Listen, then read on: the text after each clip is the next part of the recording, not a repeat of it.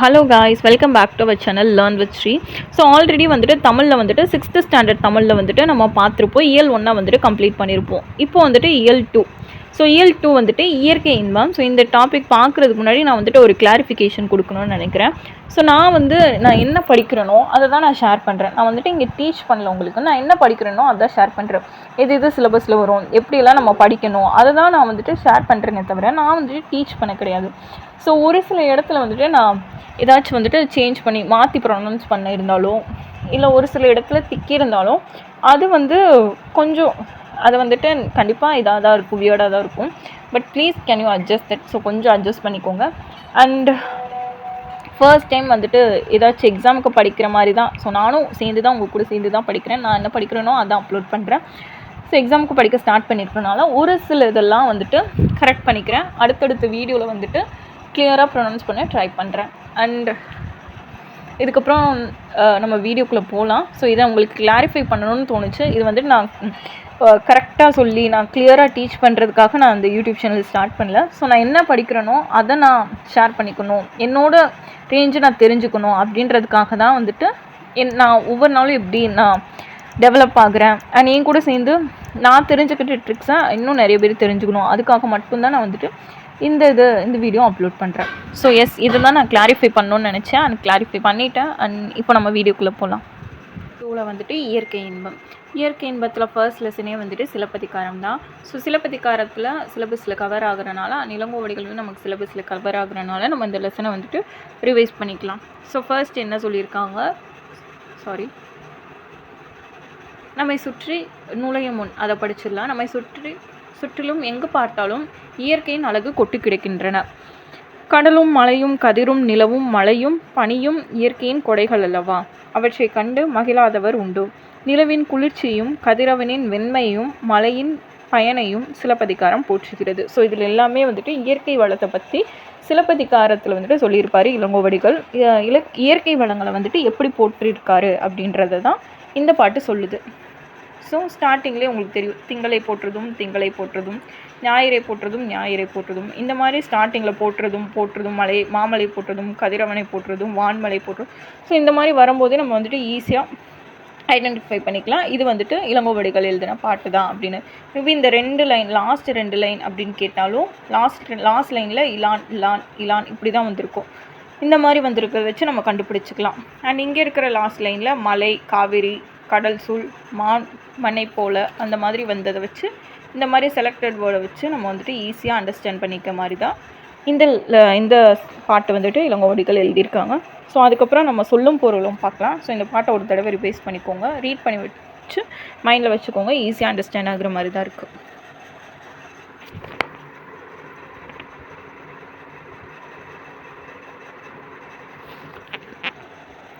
சொல்லும் பொருளும் ஃபஸ்ட்டு, திங்கள்னா நிலவு, பொங்கு மரகதம், அலர் மலர்தல், திகிரி ஆணை சக்கரம், பொற்கோடு பொன்மையான சிகரத்தில், மேரு இமயமலை, நாமநீர் அச்சம் தரும் கடல், ஆழி கருணை. ஸோ இது உங்களுக்கு திருப்பி பார்க்கும்போது தெரியும். திங்கள்னா நிலவு, கொங்குனா மரகதம், அலர்னா மலர்தல், திகிரி ஆணை சக்கரம், பொற்கோடு பொன்மையான சிகரத்தில், மேரு இமயமலை, நாமநீர் அச்சம் தரும் கடல், ஆழி கருணை.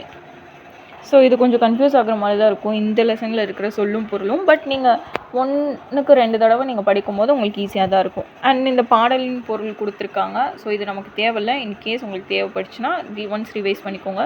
அதுக்கப்புறம் நம்ம வந்துட்டு ஆத்தர், ஸோ இளங்கோவடிகளை பற்றிட்டு நூல் குறிப்பு இதை பார்ப்போம். சிலப்பதிகாரம் என்னும் காப்பியத்தை இயற்றியவர் இளங்கோவடிகள், இது நமக்கு தெரியும். இவர் சேர மன்னன் மரபை சேர்ந்தவர் என்று சிலப்பதிகார பதிகம் கூறுகின்றது. ஸோ எந்த பதிகம்னு கேட்டால் நீங்கள் சிலப்பதிகாரம் பதிகம் கூறுகிறது அப்படின்னு ஆன்சர் கேட்டுக்கோங்க. மேபி இது இன்கேஸ் கேட்கலாம். இவர் காலம் கிபி 2ஆம் நூற்றாண்டு என்பர். ஸோ இவரோட காலம், இளங்கோவடிகளோட காலம் கிபி 2ஆம் நூற்றாண்டு. ஸோ அதை ஞாபகம் வச்சுக்கோங்க. அண்ட் அதுக்கப்புறம் வந்துட்டு ஐம்பெரும் காப்பியங்களில் ஒன்று சிலப்பதிகாரம். இதுவே தமிழின் முதல் காப்பியமாகும். எது தமிழனின் முதல் காப்பியம்னு கேட்க சான்சஸ் நிறையவே இருக்குது. ஸோ சிலப்பதிகாரம் தான் தமிழின் முதல் காப்பியம். கன்ஃபியூஸ் ஆகிடாதீங்க, சிலப்பதிகாரம் தான் தமிழின் முதல் காப்பியம். அண்ட் இது முத்தமிழ் காப்பியம், குடிமக்கள் காப்பியம் என்றெல்லாம் போற்றப்படுகிறது. சிலப்பதிகாரமும் மணிமேகலையும் இரட்டை காப்பியங்கள். இதுவும் கேட்கலாம். ஸோ எது இரட்டை காப்பியங்கள்னு கேட்கும்போது சிலப்பதிகாரமும் மணிமேகலையும் இரட்டை காப்பியங்கள்னு சொல்லுவாங்க. ஸோ சிலப்பதிகாரத்தை எழுதினவர் இளங்கோவடிகள். அதே மாதிரி மணிமேகலை எழுதினது யாருன்னு தெரிஞ்சால் கீழே கமெண்ட்டில் சொல்லுங்கள். அண்ட் அதுக்கப்புறம் திங்கள் ஞாயிறு மழை என இயற்கை வாழ்வதாக இந்நூல் தொடங்கி. ஸோ இந்த நூலை பற்றி கொடுத்துருக்காங்க. அண்ட் இந்த ஆத்தரை பற்றி கொஞ்சம் ரீட் பண்ணி வச்சுக்கோங்க. இது ரொம்பவே யூஸ்ஃபுல்லாக இருக்கும். ஸோ ரொம்ப இம்பார்ட்டன்ட் தான். அடுத்த ஹை போக ஹை ஸ்டாண்டர்ட் போக உங்களுக்கு இவரை பற்றி டீட்டெயிலாகவே கொடுத்துருப்பாங்க. பட் இது பேசிக், இதை கொஞ்சம் நோட் பண்ணி வச்சுக்கோங்க. அண்ட் நெக்ஸ்ட் வந்துட்டு சரியான விடையை தேர்ந்தெடுத்து எழுதுக. அண்ட் ஃபஸ்ட் ஒன், கழுத்தில் சூடுவது தார். தார்னா மாலை. ஸோ இது முன்னாடி கொடுத்துருக்காங்களான்னு தெரியல. சொல்லும் பொருளும்ல கொடுக்கல. ஸோ தார்னா மாலை. அண்ட் அடுத்து நெக்ஸ்ட் ஒன், தார்னா மாலை. கதிரவனுக்கு மற்றொரு பெயர் ஞாயிறு. இது நமக்கே தெரியும். கதிரவனுக்கு மற்றொரு பெயர் ஞாயிறு. வெண்கொடை என்னும் சொல்லி பிரித்தெழுத கிடைப்பது வெண்மை ப்ளஸ் குடை. பொற்கோடு என்னும் சொல்லி பிரித்தெழுத கிடைப்பது பொன் plus code. Pon plus code. And இதில் கோட்டு அப்படின்னு கொடுத்துருக்காங்க. ஸோ பொன் ப்ளஸ் கோடு தான் ஆன்சர். அண்ட் கொங்கு ப்ளஸ் அலர் என்ற சொல்லை சேர்த்தெழுத கிடைப்பது கொங்கல். கொங்கு ப்ளஸ் அலர் என்ற சொல்லை சேர்த்தெழுத கிடைப்பது கொங்கலர். So option C. ஆண் ப்ளஸ் அவன் ப்ளஸ் அலிப்போல் என்னும் சொல்லி பிரித்தெழுத கிடைப்பது அவன் அலிப்போல். எஸ், ஆப்ஷன் பி, அவன் அலிப்போல். ஸோ உங்களுக்கு திருப்பி நான் ஒன்று சொல்கிறேன். கழுத்தில் சூடுவது தார்னா மாலை. கதிரவனுக்கு மற்றொரு பெயர் ஞாயிறு. வெண்கொடை பிரித்தெழுத கிடைப்பது வெண்மை ப்ளஸ் குடை. பொற்கோடு பிரித்தெழுத கிடைப்பது பொன் ப்ளஸ் கோடு. கோட்டு நீங்கள் கொடுத்துருக்காங்க. ஸோ நம்ம வந்துட்டு பொன் ப்ளஸ் கோடு அப்படின்னு எழுதுகிறோம். இட்டு வராது. அண்ட் கொங்கு ப்ளஸ் அலர் என்று சேர்த்தெழுத கிடைப்பது கொங்கலர். Option C. இ. அவன் ப்ளஸ் அலிப்போல் சேர்த்தெழுத கிடைப்பது அவன் அலிப்போல். Option B. நம்ம வந்துட்டு இப்போ செகண்ட் லெசன் இயல் 2 செகண்ட் லெசன் பார்ப்போம். காணி நிலம்.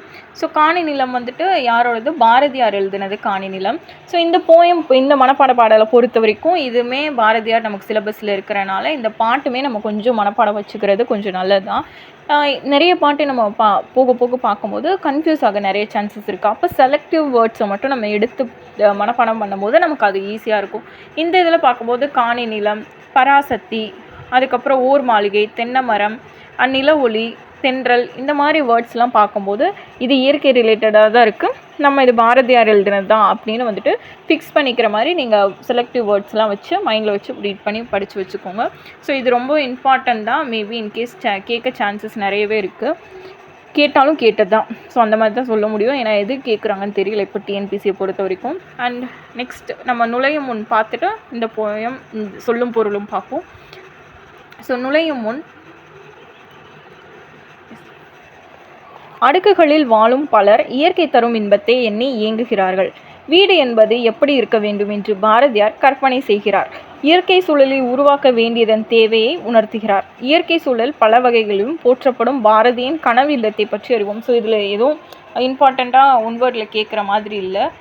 அண்ட் அந்த போயமையும் கொஞ்சம் ரீட் பண்ணிக்கோங்க. அண்ட் சொல்லும் பொருளும் பின்னாடி இருக்கும். போயம் புரியலன்னா சொல்லும் பாடலின் பொருளை பற்றி நீங்கள் பார்த்து தெரிஞ்சுக்கலாம். ஸோ இப்போ நம்ம வந்துட்டு சொல்லும் பொருளும்குள்ளே போகலாம். காணி 3 சொல்லும் பொருளும் தான் கொடுத்துருக்காங்க. காணி நில அளவை குறிக்கும் சொல்.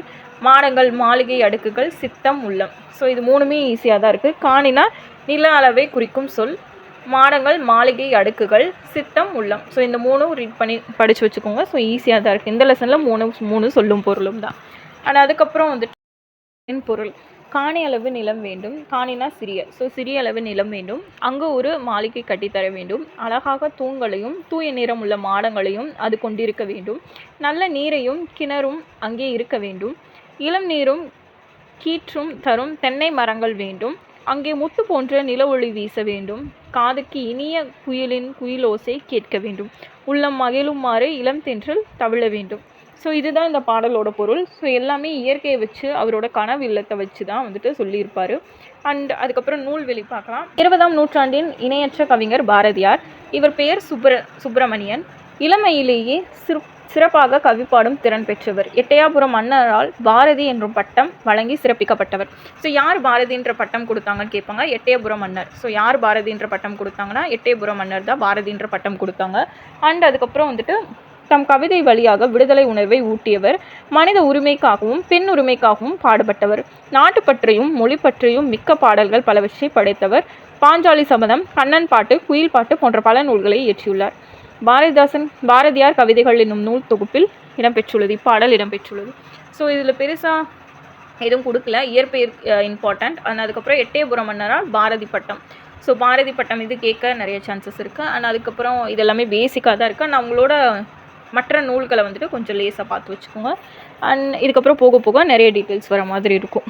ஓகே, நெக்ஸ்ட் வந்துட்டு சரியான விடையை தேர்ந்தெடுத்து எழுதுக.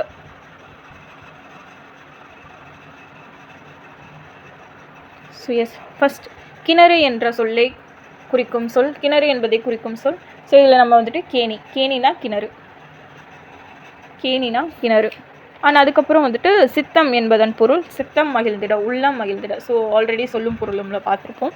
மாடங்கள் என்பதன் பொருள் மாளிகையின் அடுக்குகள். ஸோ மாடங்கள்னா அடுக்குகள். நான் மாடங்கள் பிரித்தெழுத கிடைப்பது நன்மை ப்ளஸ் மாடங்கள். நிலத்தின் இடையே என்ற சொல்லி பிரித்தெழுத கிடைப்பது நிலத்தின் கூட்டல் இடையே. முத்து ப்ளஸ் சுடர் சொல்லை சேர்த்தெழுத கிடைப்பது முத்துச்சுடர். ஆப்ஷன் இ. நில ப்ளஸ் ஒளி என்ற சொல்லி சேர்த்தெழுத கிடைப்பது நில ப்ளஸ் ஒளி, நில ஒளி. Option C. ஸோ இன்னொரு தடவை பார்க்கலாம். கிணறு என்ற சொல்லி குறிக்கும் சொல் கேணி. சித்தம் என்பதன் பொருள் உள்ளம். மாடங்கள் என்பதன் பொருள் மாளிகை அடுக்குகள். நான் மாடங்கள் பிரித்தெழுத கிடைப்பது நன்மை ப்ளஸ் மாடங்கள். ஆப்ஷன் இ. நிலத்தின் இடையே என்ற சொல்லி பிரித்தெழுத கிடைப்பது நிலத்தின் ப்ளஸ் இடையே. Option B. முத்து ப்ளஸ் சுடர் என்ற சொல்லி சேர்த்தெழுத கிடைப்பது முத்துச்சுடர். நில ப்ளஸ் ஒளி என்ற சொல்லி சேர்த்தெழுத கிடைப்பது நில ஒளி. அதுக்கப்புறம் பொறுத்துக. முத்துச்சுடர் போல நில ஒளி, தூய நிறத்தில் மாடங்கள், சித்தம் மகிழ்ந்திட தென்றல். ஸோ முத்துச்சுடர் போல நில ஒளி இது 1, இதுக்கு 1. தூய நிறத்தில் மாடங்கள், சித்தம் மகிழ்ந்திட தென்றல்.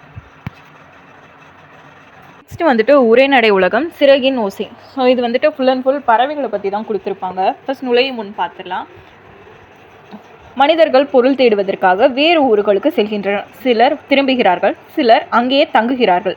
மனிதர்கள் போலவே பறவைகளும் வேறு இடங்களுக்கும் நாடுகளுக்கும் செல்கின்றன. பறவைகள் போகாத நாடும் இல்லை, மலைகள் இல்லை, நீர்நிலைகள் இல்லை. பறவைகளோடு கொஞ்சம் பறந்து போகலாமா? ஸோ இதில் எதுவும் இம்பார்ட்டண்ட்டானது இல்லை. மனிதர்கள் மாதிரியே பறவைகளும் இடம் போயிடுறாங்க அப்படின்றத சொல்லியிருக்காங்க. ஆனால் அதுக்கப்புறம் வந்துட்டு மனிதர்கள் வெளியூருக்கு சென்று மீண்டும் தம் சொந்த ஊருக்கு திரும்புவதை அறிவோம். அதே போலவே பறவைகளும் வெளிநாடுகளுக்கு சென்று திரும்புகின்றன என்பதை உங்களுக்கு தெரியுமா? ஸோ இதில் ஒரு கொஸ்டினாக கேட்குறாங்க. இதுக்கப்புறம் வந்து தான் லெசனே ஸ்டார்ட் ஆகுது. பறவைகள் கண்டம் விட்டு கண்டம் பறக்கின்றன. அவை பெருங்கடலையும் மலையையும் கடந்து போகின்றன. குறிப்பிட்ட காலத்திற்கு பிறகு புறப்பட்ட இடத்திற்கே வந்து சேர்கின்றன. இவ்வாறு பறவைகள் இடம்பெயர்தலை வலசை போதல் என்பர். ஸோ இது நோட் பண்ணிக்கோங்க. பறவைகள் இடம்பெயர்தலை என்னன்னு சொல்லுவாங்கன்னா வலசை போதல் அப்படின்ற சொல்லுவாங்க. இது 1 வேர்டில் கேட்க நிறைய சான்ஸ் இருக்கு. பறவைகள் இடம்பெயர்தலை வலசை போதல் என்பர். நீர்வாழ் பறவைகளே பெரும்பாலும் வலசை போகின்றன. ஸோ எந்த வகையான பறவைகள் வந்துட்டு ரொம்ப பெரும்பாலும் வலசை போகின்றதுன்னு கேட்டால் நீர்வாழ் பறவைகள் தான் பெரும்பாலும் வந்துட்டு வலசை போகுது அப்படின்னு சொல்கிறாங்க. ஆனால் அதுக்கப்புறம் உணவு இருப்பிடம் தட்ப வெப்பநிலை மாற்றம், இனப்பெருக்கம் இவற்றிற்காகவே பறவைகள் இடம்பெயர்கின்றன. நிலவு, விண்மீன், புவிசார் புவலம் ஆகியவற்றை அடிப்படையாக கொண்டே பறவைகள் இடம்பெயர்கின்றன. ஸோ இந்த மாதிரி நிலா, விண்மீன், புவிசார் இதை வச்சு தான் பறவைகள் வந்துட்டு இடம்பெயர்க்கின்றன அப்படின்னு சொல்கிறாங்க. ஸோ இதுவுமே மேபி கேட்க சான்சஸ் இருக்குது. பட் இது அவ்வளோ இம்பார்ட்டண்ட்டானு எனக்கு தெரியல. மேபி ஏதாச்சும் ஒரு இதை கொடுத்து கேட்க சான்ஸ் இருக்குது. But not important. ஆனால் இந்த வலசை போதல் அந்த இதெல்லாம் இம்பார்ட்டன்ட் தான். ஸோ அதை கொஞ்சம் ஞாபகம் வச்சுக்கோங்க. அதுக்கப்புறம் வந்துட்டு என்ன சொல்கிறாங்க, பொதுவாக வடக்கிலிருந்து தெற்கு நோக்கியும் மேற்கிலிருந்து கிழக்கு நோக்கியும் பறவைகள் வலசை போகின்றன.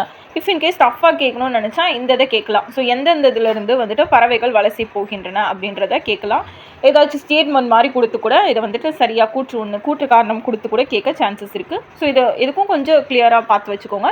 பறவைகள் வடக்குலேருந்து தெற்கும் மேற்குலேருந்து கிழக்கும் நோக்கி வலசை போகிறாங்க பறவைகள் அப்படின்றத ஞாபகம் வச்சுக்கோங்க. ஆனால் அதுக்கப்புறம் வந்துட்டு பறவைகள் தங்களுக்கென ஒரு வழித்தடத்தை தேர்ந்தெடுத்து அந்த பாதையிலேயே பறக்கின்றன. ஸோ ஏதோ ஒரு பொதுவானது போகாமல் அவங்களுக்குன்னு ஒரு வழித்தடத்தை எடுத்து தான் பறக்கிறாங்க அப்படின்னு சொல்கிறாங்க. அண்ட் அந்த பாதையிலேயே பறக்கின்றன. சில பறவைகள் இனங்கள் அதே பாதையில் தாய் நிலத்திற்கும் திரும்புகின்றன. சில பறவை இனங்கள் போவதற்கும் வருவதற்கும் வெவ்வேறு பாதையை பயன்படுத்துகின்றன. ஸோ எந்த பறவைன்னு குறிப்பிட்டு சொல்லாமல் ஒரு சில பறவை வந்துட்டு போகிறதுக்கும் வரதுக்கும் ஒரே இடத்தை பயன்படுத்துது. அந்த இன்னொரு சில பறவை வந்துட்டு போகிறதுக்கு ஒரு வழி வரதுக்கு ஒரு வழி வந்துட்டு வச்சு போயிட்டு வராங்க, வலசி போயிட்டு வராங்க அப்படின்றத சொல்கிறாங்க. ஸோ நெக்ஸ்ட் பார்க்கலாம். பட் எந்த பறவைன்னு பேர் குறிப்பிடலை.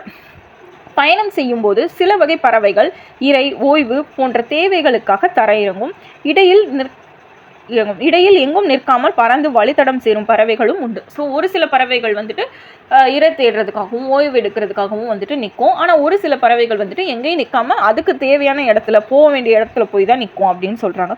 அண்ட் அதுக்கப்புறம் வலசையின் போது பறவையின் உடலில் ஏற்படும் மாற்றங்கள், என்னென்ன மாற்றங்கள்லாம் ஏற்படுது அப்படின்றது சொல்கிறாங்க. இது இம்பார்ட்டண்ட், இதை பார்த்துக்கோங்க, இது கேட்க நிறைய சான்சஸ் இருக்குது. ஸோ என்னென்ன உடலில் மாற்றங்கள்லாம் ஏற்படுதுன்னா, தலையில் சிறகு வளர்தல். ஸோ பறவையோட தலையில் வந்துட்டு சிறகு வளர்றது. அண்ட் அதுக்கப்புறம் இறகின் நிறம் மாறுதல். ஸோ பறவையோட இறகு கலர் வந்துட்டு சேஞ்ச் ஆகுறது. ஸோ நம்மளே இங்கே நேரில் நிறைய இடத்துல பார்த்துருப்போம். பறவையோட இறகு வந்துட்டு வெள்ளை கலர்லையோ இல்லை வேறு ஏதாச்சும் கலர்லையோ நிறம் மாறுறது. அதுக்கப்புறம் உடலின் கட்டையாக முடி வளர்தல். ஸோ உடலில் வந்துட்டு முடியோட டென்சிட்டி வந்துட்டு கொஞ்சம் அதிகமாக இருக்கும். ஸோ அந்த மாதிரி இருக்கிறதுலாம் வந்துட்டு வலசை போகிறதுக்கான வந்துட்டு ஒரு இது அப்படின்னு சொல்கிறாங்க. போகும்போது பறவைகளோட உடலில் வந்துட்டு ஏற்படும் மாற்றங்கள் அப்படின்னு சொல்கிறாங்க. இது ரொம்ப இம்பார்ட்டன்ட், நோட் பண்ணி வச்சுக்கோங்க, கேட்க நிறைய சான்சஸ் இருக்குது. அதுக்கப்புறம் ஒரு வகை பறவை வேறு வகை பறவையாக உருமாறி தோன்றும் அளவிற்கு கூட சில நேரங்களில் மாற்றம் ஏற்படும். ஸோ இப்போ காக்கா இருக்குன்னா காக்கான்ற தெரியாத அளவுக்கு கூட மாறுறதுக்கு நிறைய சான்சஸ் இருக்குது. இந்த வலசை போகிற போது காக்காவானே தெரியாத அளவுக்கு சேஞ்ச் ஆக நிறைய சான்சஸ் இருக்குது அப்படின்னு சொல்கிறாங்க. ரொம்ப நிறைய சான்சஸ் இருக்குன்னா சில நேரத்தில் அப்படி ஏற்படும், சில நேரத்தில் அப்படி மாற்றங்கள் ஏற்படும் அப்படின்றத சொல்கிறாங்க. ஸோ நிறைய நேரங்கள் இல்லை, சில நேரங்களில். ஸோ இதெல்லாம் ரீசன் அப்படின்ற மாதிரி சொல்கிறாங்க. ஆனால் அதுக்கப்புறம் இந்த சைடு பாருங்கள், இம்பார்ட்டண்ட்டாக ஒன்று கொடுத்துருக்காங்க, கப்பல் பறவைன்னு. ஸோ சிறகடிக்காமலேயே கடலையும் தாண்டி பறக்கும் பறவை கப்பல் பறவை. ஸோ இது ரொம்ப இம்பார்ட்டண்ட், இது கொஷினில் கேட்டிருக்காங்க, ஆல்ரெடி கேட்டிருக்காங்க. அண்ட் அதுக்கப்புறம் வந்துட்டு இது தரை இறங்காமல் 400 கிலோமீட்டர் வரை பறக்கும். இது கப்பல் கூளைக்கடா கடற்கொள்ளை பறவை என்று அழைக்கப்படுகிறது. ஸோ இந்த மாதிரி ஆப்ஷனில் கொடுத்துருப்பாங்க. சிறகடிக்காமல் பறக்கும் பறவை எதுன்னு கேட்டு இந்த மாதிரி ஆப்ஷன் கொடுத்துருப்பாங்க. அதுக்கப்புறம் இல்லாட்டி ஆட் ஒன் அவுட் மாதிரி கேட்டிருப்பாங்க. கூளைக்கடா, கடற்கொள்ளை பறவை, கப்பல் பறவை, இல்லை வேறு ஏதாச்சும் இன்னொரு 4வது ஒரு பறவை கேட்டு எது வந்துட்டு சம்மந்தம் இல்லாதது அப்படின்றது மாதிரி கூட கேட்டிருப்பாங்க. ஸோ இதை பார்த்துக்கோங்க. அண்ட் 400 கிலோமீட்டர் வரை தரை இறங்காமல் பறக்கும் பறவை இது அப்படின்னு சொல்கிறாங்க. ஸோ இதையும் நோட் பண்ணி வச்சுக்கோங்க. இது ரொம்ப ரொம்ப ரொம்ப இம்பார்ட்டண்ட்டான ஒரு டாபிக். ஓகே, நெக்ஸ்ட் பார்க்கலாம். ஆனால் அதுக்கப்புறம்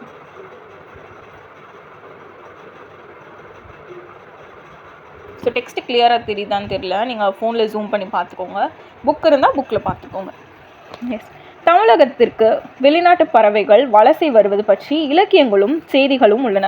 ஸோ வெளிநாட்டிலேருந்து தமிழ்நாட்டுக்கு பறவை வரும்ல, ஸோ அதை சொல்லியிருக்காங்க. அந்த விஷயத்தை இலக்கியங்களும் சொல்லியிருக்கு, இலக்கியங்களும் இந்த செய்தி இருக்குது அப்படின்னு சொல்கிறாங்க. ஏறத்தாழ 1500 ஆண்டுகளுக்கு முன்பு வாழ்ந்த சத்திமுத்த புலவர் நாராய் செங்கல் நாராய் என்னும் பாடலை எழுதியுள்ளார். அப்பாடலில் உள்ள தென் திசை குமரி ஆடி வட திசைக்கு ஏகுவீர் ஆயின் என்னும் அடிகள் பறவைகள் வலசை வந்த செய்தியை குறிப்பிட்டுள்ளன. ஸோ எப்போ கிட்டத்தட்ட 1500 ஆண்டுகளுக்கு முன்பே வந்துட்டு சத்திமுத்த புலவர் அப்படின்றவர் வந்துட்டு இந்த பாட்டை எழுதியிருக்காங்க. ஸோ என்ன பாடல்? நாராய் செங்கால் நாராய், இந்த பாடலில் வந்துட்டு இந்த ஒரு லைனை வந்துட்டு குறிப்பிட்டு சொல்லியிருக்காங்க. ஸோ இதுதான் பாடல். நாராய் அப்படின்ற ஸ்டார்ட் ஆகிற ஒரு பாடல். அதில் தென் திசை குமரி அடி அப்படின்ற ஒரு அடியை கொடுத்து ஒரு பாடல் எழுதி அந்த இதில் வந்துட்டு அந்த செய்தியை குறிப்பிட்டிருக்காங்க. பறவைகள் வலசை போதல் செய்தியை எப்போ 1500 ஆண்டுகளுக்கு முன்பே யார் எழுதியிருக்கா? சத்திமுத்த புலவர் வந்துட்டு இந்த பாட்டை எழுதியிருக்காங்க. ஸோ இது ரொம்ப இம்பார்ட்டண்ட். இதை ரொம்ப நோட் பண்ணி வச்சுக்கோங்க. இதுவுமே அண்ட் அதுக்கப்புறம் இந்த பாக்ஸில் இருக்குது. இது ரொம்ப ரொம்ப இம்பார்ட்டன்ட், இதை நோட் பண்ணி வச்சுக்கோங்க. ஓகே, நெக்ஸ்ட் பார்க்கலாம். ஐரோப்பியாவில் இருந்து தமிழகத்திற்கு செங்கால் நாரைகள் வருவது தற்போதைய ஆய்வில் உறுதிப்படுத்தப்பட்டு உள்ளது. வெளிநாட்டு பறவைகளுக்கும் புகலிடமாக திகழ்வது தமிழ்நாடு. ஓகே, இது கேட்க சான்சஸ் இருக்குது. லாஸ்ட்டாக சொன்னல வெளிநாட்டு பறவைகளுக்கு புகலிடமாய் இருப்பது எந்த நாடு அப்படின்னு கேட்டாங்கன்னா ஸோ தமிழ்நாடு. இது கேட்க மேபி சான்சஸ் இருக்குது. அண்ட் அதுக்கப்புறம் அடுத்தது பார்க்கலாம். தற்போது வெகுவாக அழிந்து வரும் பறவை இனம் எது? உங்களுக்கு தெரியுமா? சிட்டுக்குருவி தான். ஸோ சிட்டுக்குருவி தான் இப்போ வெகுவாக தமிழ்நாட்டில் அந்த பறவை இனம் வந்துட்டு அழிஞ்சிட்டு இருக்குது அப்படின்னு சொல்கிறாங்க. எதனால் அப்படின்றத பார்க்கலாம். தற்போது வெகுவாக அழிந்து வரும் பறவை இனம். Okay, next. உருவத்தில் சிறிய இந்த பழுப்பு நிற பறவையை பார்த்த உடனே ஆண் பெண் வேறுபாட்டை உணர முடியும்.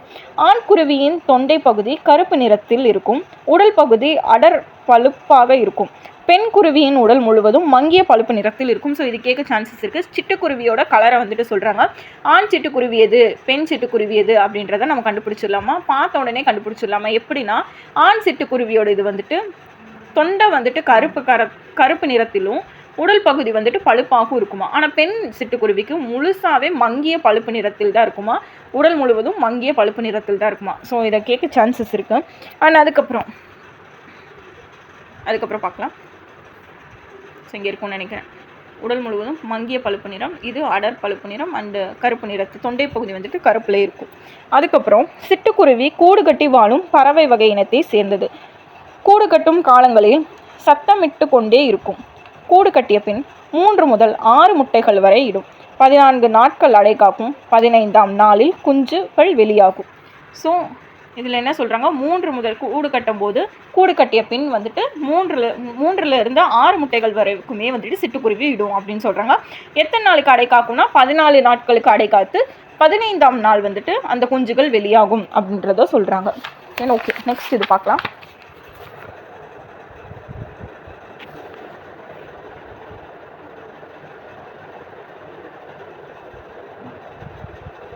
ஸோ எஸ், துருவ பகுதிகள் தவிர மனிதன் வாழும் இடங்களில் எல்லாம் சிட்டுக்குருவிகளும் வாழ்கின்றன.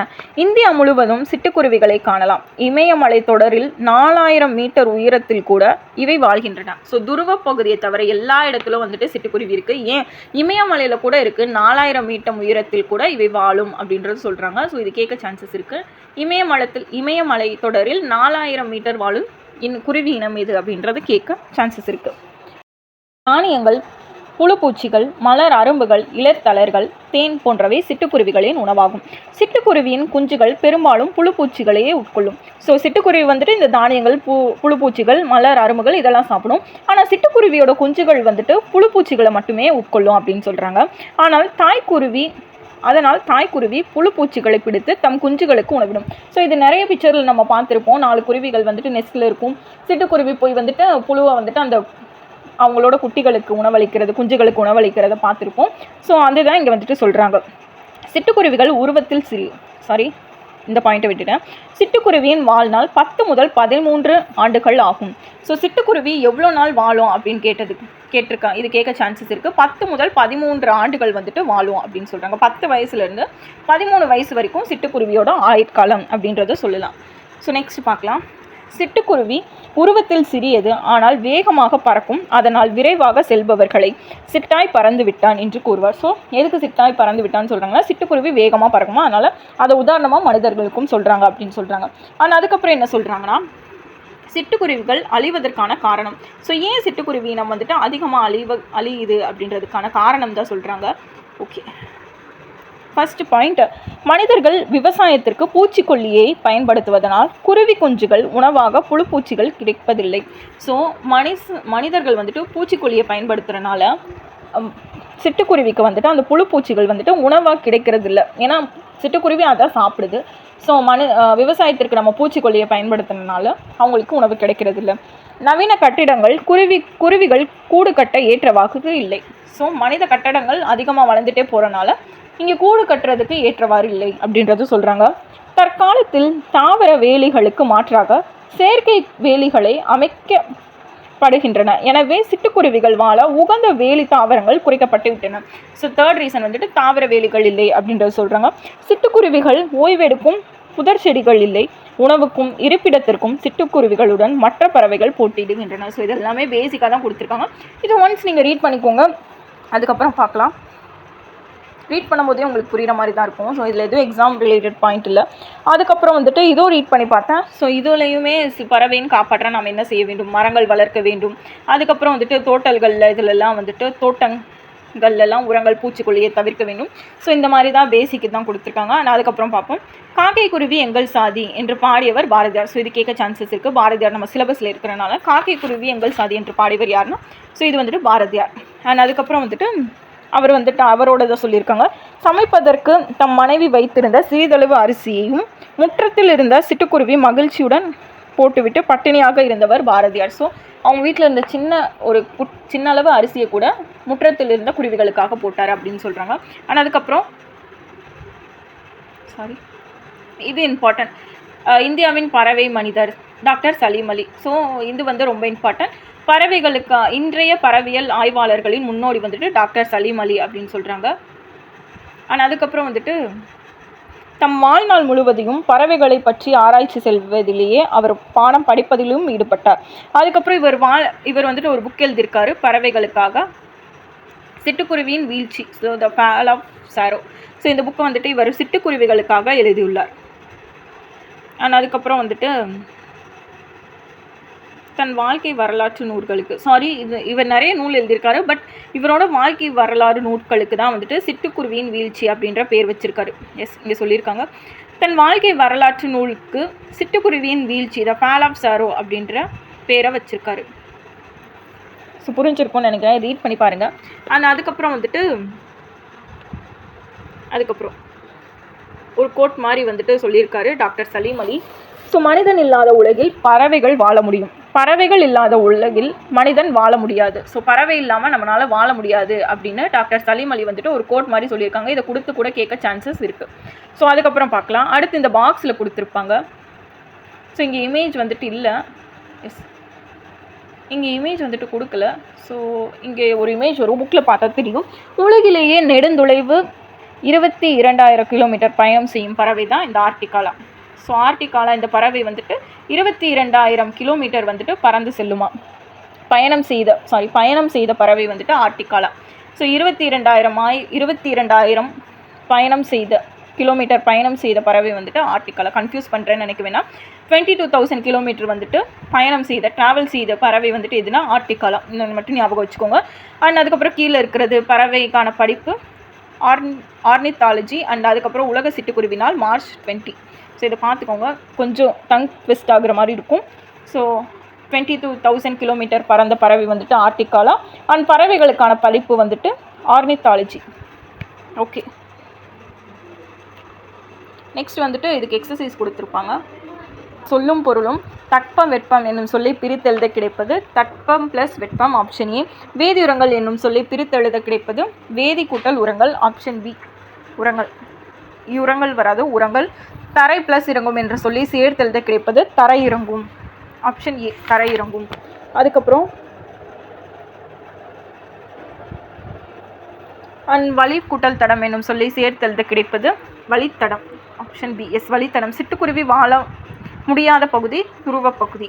ஆல்ரெடி அந்த இதில் பார்த்துருந்தோம். ஸோ எல்லா இதுலேயும் இமயமலையில் கூட வாழ முடியும், ஆனால் நம்ம துருவ பகுதியில் வாழ முடியாது. ஆனால் இதுக்கப்புறம் பாருங்கள், மிக நீண்ட தொலைவு பறக்கும் பறவை எது ஆர்டிகாலா. ஸோ இப்போ தான் பார்த்தோம் 22,000 கிலோமீட்டர் வந்துட்டு பறக்கும் ஆர்டிகாலா. ஆனால் அதுக்கப்புறம் வந்துட்டு பறவைகள் வலசை போவதை பற்றி பாடியவர் சத்தி முத்த புலவர். ஸோ சத்தி முத்த புலவர். ஆனால் அதுக்கப்புறம் வந்துட்டு பறவைகள் இடம்பெயர்தலை வலசை. இந்தியாவின் பறவை மனிதர் டாக்டர் சலீம் அலி. ஸோ இங்கே எனக்கு எழுத இதாக இருக்குது. ஸோ இங்கே பார்த்துக்கோங்க. பறவைகள் வலசை போக காரணங்களில் ஒன்று ஸோ இனப்பெருக்கம், உணவு தேடி, அந்த வெப்பநிலை, அதுக்காக வலசை போகுது. ஸோ இது புரிஞ்சிருக்கும்னு நினைக்கிறேன். அண்ட் அகைன் ஒரு தடவை சொல்கிறேன். தட்ப வெப்பம் பிரித்தெழுத கிடைப்பது தட்பம் ப்ளஸ் வெப்பம். வேதி உரங்கள் ஆப்ஷன் பி, வேதி கூட்டல் உரங்கள். வழி ப்ளஸ் தடம் என்ன சேர்த்தெழுதுவது வழித்தடம் ஆப்ஷன் பி. சிட்டுக்குருவி வாழ முடியாத பகுதி துருவ பகுதி. மிக நீண்ட தொலைவு பறக்கும் பறவை ஆர்டிகாலா. பறவைகள் வலசை போவதை பற்றி பாடியவர் சத்தி முத்த புலவர். அதுக்கப்புறம் பறவைகள் இடம்பெயர்வதற்கு என்ன பெயர்? வலசை போதல். இந்தியாவின் பறவை மனிதன் டாக்டர் சலீம் அலி. அண்ட் பறவைகள் வலசை போக காரணம் இயற்கை இனப்பெருக்கம், இதற்காக. ஸோ அடுத்த லெசன் பார்க்கலாம். அடுத்து என்ன கொடுத்துருக்காங்கன்னா கிழவனும் கடலும் கொடுத்துருக்காங்க. ஸோ இது நமக்கு ஒரு ஸ்டோரி மாதிரி தான் இருக்கும். ஸோ இது நமக்கு தேவையில்லை. இஃப் இன்கேஸ் உங்களுக்கு தேவைன்னா நீங்கள் ரீட் பண்ணி பார்த்துக்கோங்க. பட் இது நமக்கு தேவையில்லை, இது ஒரு ஸ்டோரி தான். அண்ட் அதுக்கப்புறம் வந்துட்டு முதலெழுத்து சார்பெழுத்து. ஸோ இலக்கணம் இது வந்துட்டு கேட்டிருக்காங்க. இலக்கணம் பார்ப்போம். அண்ட் அதுக்கப்புறம் ஒரு திருக்குறள் இருக்கும். அதோட வந்துட்டு இந்த இயல்2 முடிஞ்சிடும். ஸோ முதல் எழுத்து சார்பெழுத்து. எழுத்துக்கள் 2 வகைப்படும். ஸோ முதல் எழுத்து சார்பெழுத்து. ஸோ எழுத்துக்கள் 2 வகைப்படும். என்னென்ன எழுத்துனா முதல் எழுத்து சார்பெழுத்துன்னு 2 வகைப்படும். ஸோ முதல் எழுத்துன்னு நம்ம என்ன சொல்லுவோம்னா முதல் எழுத்துக்கள் 30 இருக்குது. ஸோ 30 எழுத்துக்கள் தான் முதல் எழுத்து. இந்த 30 எழுத்துக்கள் என்னென்னா 12 உயிரெழுத்தும் 18 மெய்யெழுத்தும் 12 உயிரெழுத்தும் 18 மெய்யெழுத்தும் சேர்ந்தது தான் இந்த 30 முதல் எழுத்துக்கள் அப்படின்னு சொல்கிறோம். சார்பெழுத்துனா என்ன? சார்பெழுத்துனா 10 எழுத்துக்கள். அது கீழே இங்கே கொடுத்துருக்காங்க, சார்பெழுத்து நீங்கள் கொடுத்துருக்காங்க. ஸோ இந்த 10 எழுத்துக்கள் தான் சார்பெழுத்து அப்படின்னு சொல்கிறோம். ஸோ இதுக்கப்புறம் என்னென்ன அப்படின்றத ரீட் பண்ணலாம். ஸோ முதல் எழுத்து இது நம்ம ஆல்ரெடி பார்த்தோம். உயிரெழுத்துக்கள் 12ம் மெய்யெழுத்துக்கள் 18ம் ஆகிய 30 எழுத்துக்களும் முதல் எழுத்துக்கள் ஆகும். பிற எழுத்துக்கள் தோன்றுவதற்கும் இயங்குவதற்கும் முதற் காரணமாக இவை இருக்கின்றன. எனவே இவற்றை முதல் எழுத்துக்கள் என்பர். ஸோ உண்மைதானே, எல்லா எழுத்தும் அடுத்தடுத்த எழுத்து வர்றதுக்கு முதல் எழுத்தாக எது இருக்குது? இந்த உயிரெழுத்தும் மெய்யெழுத்தும் தான் இருக்குது. ஸோ நமக்கு ஈஸியாக புரிஞ்சுக்க மாதிரி தான் முதல் எழுத்துனா என்ன நமக்கு தெரியும். அடுத்து சார்பெழுத்து. சார்பெழுத்துனா என்ன? முதல் எழுத்துக்களை சார்ந்து வரும் எழுத்துக்கள் சார்பெழுத்து. இவை 10 வகைப்படும். ஸோ இங்கே உங்களுக்கு பிக்சர்லேயே கொடுத்துருப்பாங்க ஃபஸ்ட்டு எழுத்து எப்படி இருக்குது, ஆனால் அதுக்கப்புறம் வந்துட்டு அதை தொடர்ந்து அடுத்தடுத்த எழுத்து எப்படி வந்திருக்கு அப்படின்றத காமிப்பாங்க. ஸோ அடுத்தடுத்து அந்த யானைகள்லாம் எப்படி ஃபாலோ பண்ணி போகுது அந்த மாதிரி காமிக்கிறாங்க. ஸோ ஃபஸ்ட்டு இருக்கிற யானை வந்துட்டு முதல் எழுத்தாகவும் அதை ஃபாலோ பண்ணி போகிறது வந்துட்டு அடுத்தடுத்த எழுத்தாகவும் சார்பெழுத்தாகவும் இருக்கிறனால ஸோ இது வந்துட்டு முதல் எழுத்து சார்பெழுத்து அப்படின்றத ஒரு பிக்சர் மூலியமாக எக்ஸாம்பிள் காட்டியிருக்காங்க. ஓகே, சார்பெழுத்துனா என்னன்னு பார்க்கலாம் இப்போது. ஸோ இங்கே சார்பெழுத்து பார்க்கும்போதே தெரியும் என்னென்ன எழுத்துக்கள்லாம் சார்பெழுத்து அப்படின்றது. உயிர்மை, ஆயுதம், உயிரெழுபடை, ஒற்றளபடை, குற்றியலுகரம், குற்றியலுகரம், ஐகார குறுக்கம், அவுகார குறுக்கம், மகர குறுக்கம், ஆயுத குறுக்கம். ஸோ இதெல்லாம் வந்துட்டு இந்த எழுத்துக்கள்லாம் வந்துட்டு சார்பெழுத்துக்கள் அப்படின்னு சொல்கிறோம். உயிர்மைனா நமக்கு தெரியும், கா கா புள்ளி வைக்காத எழுத்தெல்லாம் உயிர்மை எழுத்துக்கள் அப்படின்னு சொல்கிறோம். ஸோ ஒரு இதை சார்ந்து வருதான். இந்த எழுத்து முன்னாடியும் வரும், முதல் ஆரம்பமாகவும் இருக்கும். நம்ம பேர்லெல்லாம் முதல் ஆரம்பம் எழுத்தாகவும் இருக்கும். பட் இது வந்துட்டு சார்ந்தும் வருதுல்ல, முதல் எழுத்தை சார்ந்தும் வருதுல்ல. ஸோ அதனால் இது சார்பெழுத்து. ஆயுதம், உயிரெழுபடை, ஆயுதம் எழுத்தெல்லாம் நடுவில் தான் வரும். இப்போ ஃபார் எக்ஸாம்பிள் அது. ஸோ இது முதல் எழுத்து, இது வந்துட்டு ஆயுத எழுத்து நடுவில் தான் வருது. ஸோ அதனால தான் சார்ந்து வரனால அது சார்பெழுத்துன்றோம். உயிரெழுபடை, ஒற்றெழுபடை அடுத்தடுத்த கிளாஸில் வந்துட்டு போகும்போது நமக்கு காட்டுவாங்க. அடுத்தடுத்த கிளாஸில் வந்துட்டு நமக்கு அடுத்தடுத்த டாப்பிக்லேயே இதெல்லாம் இருக்கும். உயிரெழுபடை, ஒற்றெழுபடை இயல் 3லே இருக்கும். ஸோ அதை நமக்கு பார்க்கும்போது நமக்கு ஈஸியாக அண்டர்ஸ்டாண்ட் ஆகும். ஸோ அடுத்து என்ன சொல்லியிருக்காங்கன்னா இந்த வகுப்பில் நம்ம உயிர்மையும் ஆயுதம் ஆகிய 2 சார்பெழுத்துக்களை பற்றி காண்போம். ஸோ இந்த 2 சார்பெழுத்துக்களை பற்றி தான் இப்போ நம்ம பார்க்க போகிறோம். ஓகே, இப்போ நம்ம இந்த உயிர்மை எழுத்தை பற்றி ரீட் பண்ணி பார்க்கலாம். எழுத்துக்களும் உயிரெழுத்துக்களும் ஒன்றுடன் ஒன்று சேர்வதால் உயிர்மெய் எழுத்துக்கள் தோன்றுகின்றன. ஸோ மெய்யெழுத்துக்களும் ப்ளஸ் உயிரெழுத்துக்களும் சேர்றனால தான் உயிர்மெய் எழுத்துக்கள் சேருது அப்படின்னு சொல்கிறாங்க. ஆமாதானே? ஸோ இக்கு கூட்டல் ஆ அதுதான் கா. ஸோ இப்படி தானே நம்ம படிச்சிருப்போம், இந்த மாதிரி தான் படிச்சிருப்போம். இக்கு கூட்டலா கா இந்த மாதிரி தான். அது இது இந்த கான்றது உயிர்மெய் எழுத்துக்கள். ஆனா தான் கா வரும். ஸோ இக்கு கூட்டலா வெறும் கா தான். ஸோ இந்த மாதிரி தான் நம்ம படிச்சிருப்போம். இவ்வு கூட்டல் ஊ ஊ. ஸோ அந்த மாதிரி தான் நம்ம படிச்சிருப்போம். உயிரெழுத்து கூட நம்ம ஏதாச்சும் ஒரு மெய்யெழுத்து கூட ஏதாச்சும் ஒரு உயிரெழுத்தை சேர்க்கும் போது தான் அது நமக்கு என்ன வருது, உயிர்மெய் எழுத்தாக வந்துட்டு வருது. ஸோ இதை தான் நம்ம படிச்சிருப்போம். நிறைய பிரித்தெழுத்துக்களில் கூட க்ளோஸ் ஸ்டாண்டர்டில் நமக்கு சொல்லி கொடுத்துருப்பாங்க. அண்ட் நெக்ஸ்ட் என்ன பாயிண்ட் சொல்லியிருக்காங்க, உயிர்மெய் எழுத்தின் ஒளி வடிவம் மெய்யும் உயிரும் சேர்ந்ததாக இருக்கும். ஸோ உயிர்மெய் எழுத்தோட ஒலிக்கிறது, நம்ம சவுண்ட் ஒலிக்கிறது எப்படி இருக்குன்னா மெய்யும் உயிரும் சேர்ந்ததாக தான் இருக்கும் அப்படின்னு சொல்கிறாங்க. ஸோ இதை நாங்கள் ஒழிச்சு பார்க்கும்போதே தெரியும். அண்டு வரி வடிவம் மெய்யெழுத்தை ஒத்திருக்கும், ஒலிக்கும் கால அளவு உயிரெழுத்தை ஒத்திருக்கும். ஸோ அது பார்க்குறதுக்கு எப்படி இருக்குன்னா மெய்யெழுத்து மாதிரியே இருக்குமா, அண்டு ஒலிக்கும் கால அளவு வந்துட்டு உயிரெழுத்தை வந்துட்டு கொண்டு இருக்கும் அப்படின்னு சொல்கிறாங்க. ஸோ வரி வடிவம் மெய்யெழுத்தையும் ஒலிக்கும் காலம் உயிரெழுத்தையும் கொண்டிருக்கும் அப்படின்றாங்க. அண்ட் லாஸ்ட்டில் வந்துட்டு உயிரெழுத்துக்களை சார்ந்து வருவதால் இவை சார்பெழுத்துக்கள் எனப்படுகிறது.